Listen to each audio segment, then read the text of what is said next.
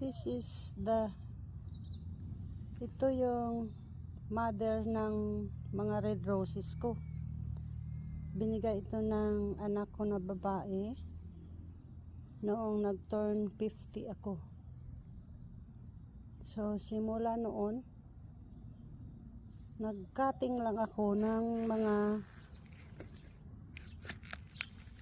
ano niya,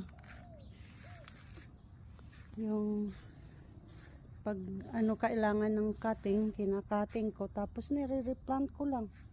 Kaya ito, mga ano niya na ito, mga cutting ko na yan. Yan, cutting ko na rin yan.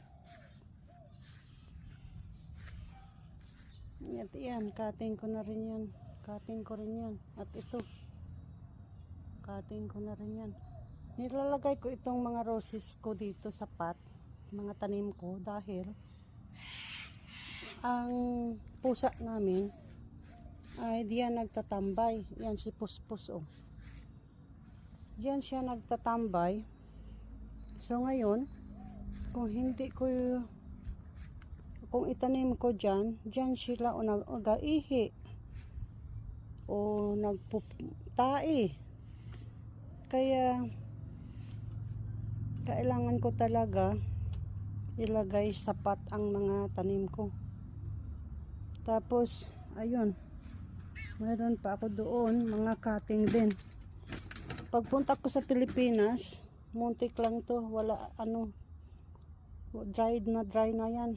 Ito din, dry na rin. Katulad yan, dry rin ang ano. Mabuti kasi may leaves pa, ibig sabihin buhay pa yan, kaya cutting ko na lang. Yan din, million flower ko, dry din yan, wala nang ano, mga leaves. Kaya kahirap talaga. Ito kasing million flower, kailangan mo diligan lagi,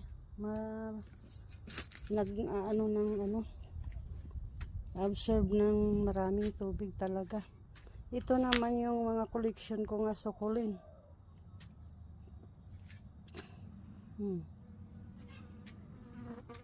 Collection ko na sukulin. Yan.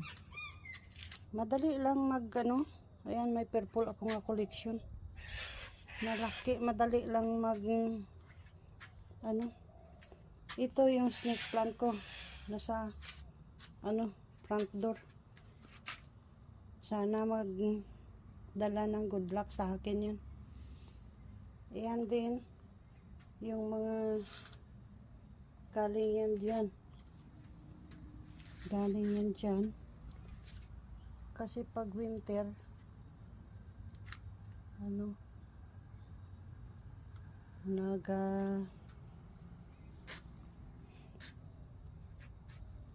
ka-frozen, kaya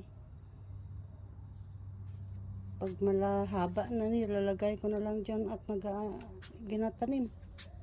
Ito din kailangan ko lagyan to, dagdagan ng dirt kasi nga ang lalim na bumagsak na, ewan ko ba, bumagsak na siya. Ito mga cutting ko lang to, ito collection ko lang to sa ginalinisan ko na bahay.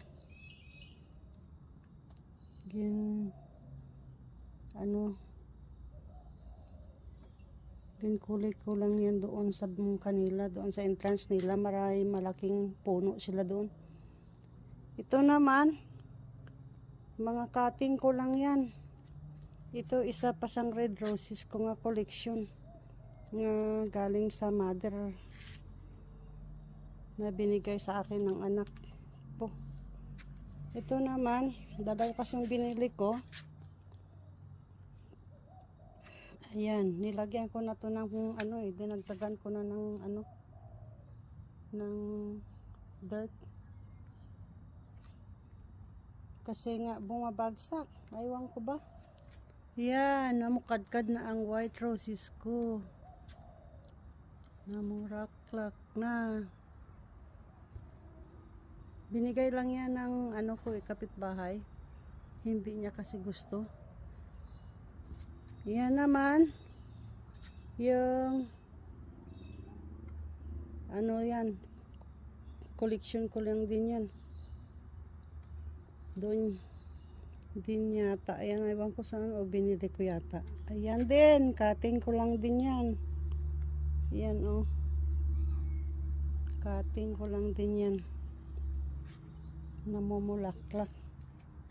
Ito nga oh.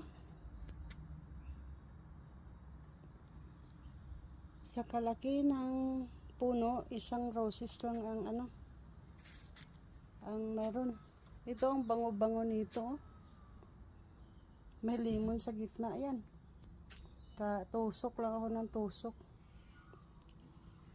Kaya ganda, di ba? Yung kamatis, ano yan eh, cherry tomato. So saan, kahit saan lang siya tumutubo oh. Ito purple ang bulaklak nito eh. Nilagay ko siya dyan. At pinatuwid ko kasi crooked siya dati.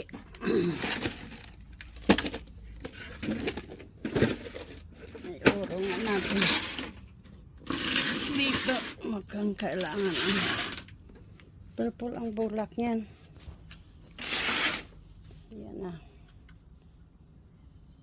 Maganda yung street kasi yung dati kong ang ano niyan, ang mother niya dito dati yon sa ilalim ng pine tree. Kinuha ko, dig out namin kasi katulad niyan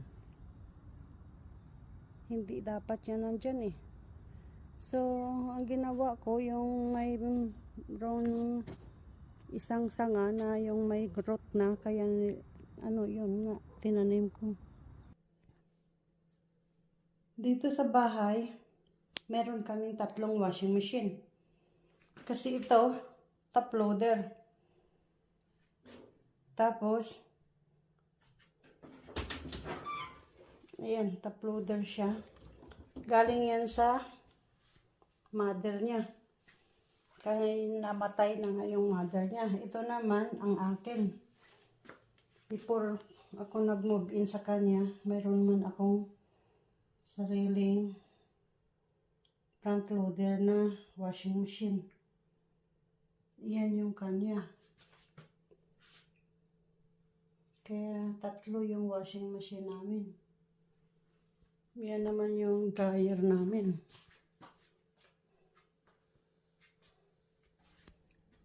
Ito yung bathroom ng 2 kwarto. Kaya kung may